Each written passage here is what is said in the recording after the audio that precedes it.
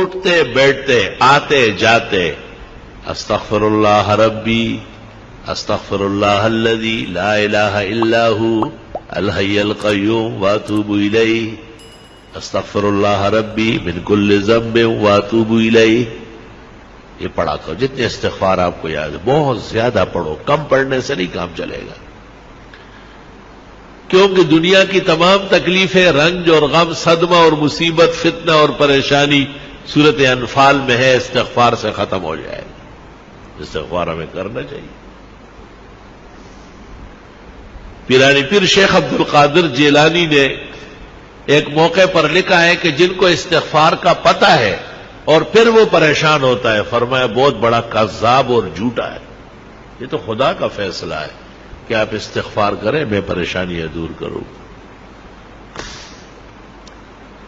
اب یہ کہ ہمیں محبت چاہیے، آرام چاہیے، عزت چاہیے، حلال دولت چاہیے، وقار چاہیے، حفاظت چاہیے، خدا تیری نصرت چاہیے، بندوں کے ہر شر فساد سے بچت چاہیے.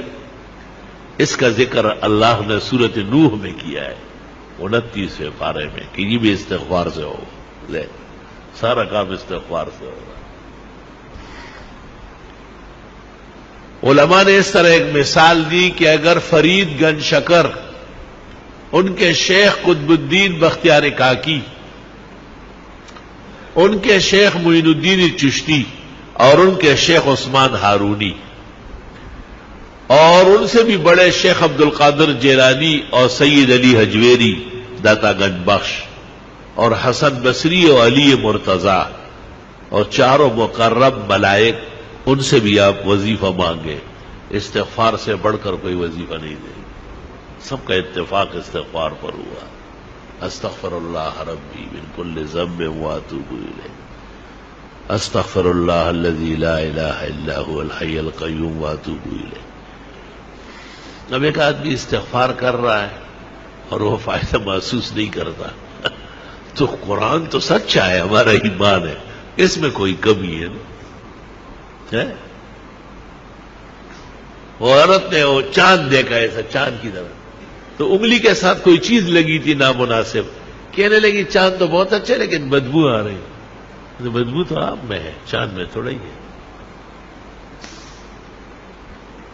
اب اپنے آپ کو اس معیار پر لانا ہے کہ ہمیں استغفار سے وہ فائدہ پہنچے جو اللہ تعالیٰ نے سورت انفال میں بیان کیا ہے. وما كان الله ليعذبهم وانت فيهم وما كان الله معذبهم وهم يستغفرون. ایک ایسی نیکی اور ایسا عمل جو نبی کے برابر ہو یا نبی جیسی رحمتیں مل جائے، قرآن کی اس آیت میں ہے جو میں نے پڑھی کہ وہ استغفار کا عمل. یا تو نبی کی وجہ سے بچت ہے یا استغفار سے بچت. خوب استغفار کیا کرو. بعض راتیں مناؤ، باقاعدہ بعض اوقات منا لو کہ بھئی میں سحری میں اٹھوں گا اور سورج نکلنے تک استغفار کروں گا، اور میں جمعے کی نماز کے لیے 2 گھنٹے پہلے آؤں گا، سورت کاف پڑھوں گا، 100 مرتبہ درود ابراہیمی پڑھوں گا، بس پھر جمعے تک استغفار کروں گا. جمعے میں اتنا ٹائم نہیں ہے، چلو عصر سے مغرب صحیح ہے، مغرب سے عشاء تک کچھ تو ادھر کنڈے زویا سوخو بویا، کچھ تو کرے آپ، اپنے آپ کو ذرا قیمتی بنائے.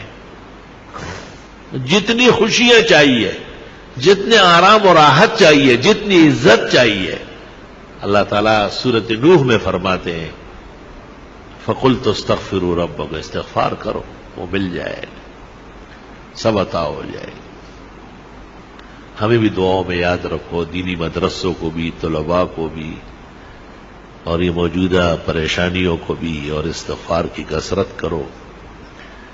راتوں کو بستر پر جاتے وقت 33 دفعہ سبحان اللہ، 33 مرتبہ الحمدللہ، 34 مرتبہ اللہ اکبر پڑھا کرو. آج ہی بخاری شریف میں آ رہا تھا کہ حضرت فاطمہ آئی اور ام المومنین عائشہ کو کہا کہ حضرت غلام بانٹ رہے ہیں، مجھے بھی کوئی نوکرانی دے دے. جب حضرت آئے بتایا، انہوں نے کچھ کہے بغیر ان کے گھر گئے اور ان کو کہا بس رات کو یہ پڑھا کرو 33 مرتبہ سبحان اللہ، 33 مرتبہ الحمدللہ، 34 مرتبہ اللہ اکبر، یہ دنیا بھر کے غلام کنیز آرام و راحت سے بہتر ہے۔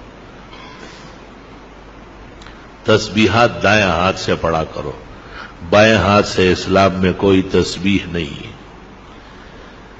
جو مسئلہ نہیں جانتے ان کو بتانا ضروری ہے، جو جاننے کے بعد بھی نہ مانے اللہ ان کو ہدایت کی توفیق دے۔ آپ کا کام اور ہمارا کام خیر آگے بڑھانا ہے، خیر منوانا ہماری ذمہ داری نہیں ہے۔ اللہ نے نبی کو کہا ہے انما علیک البلاغ وعلینا الحساب، آپ پہنچائیں، حساب میں خود کروں۔ تسبیحات جس طرح نمازوں کے بعد ہے اس سے زیادہ ضروری رات کو سوتے وقت ہے۔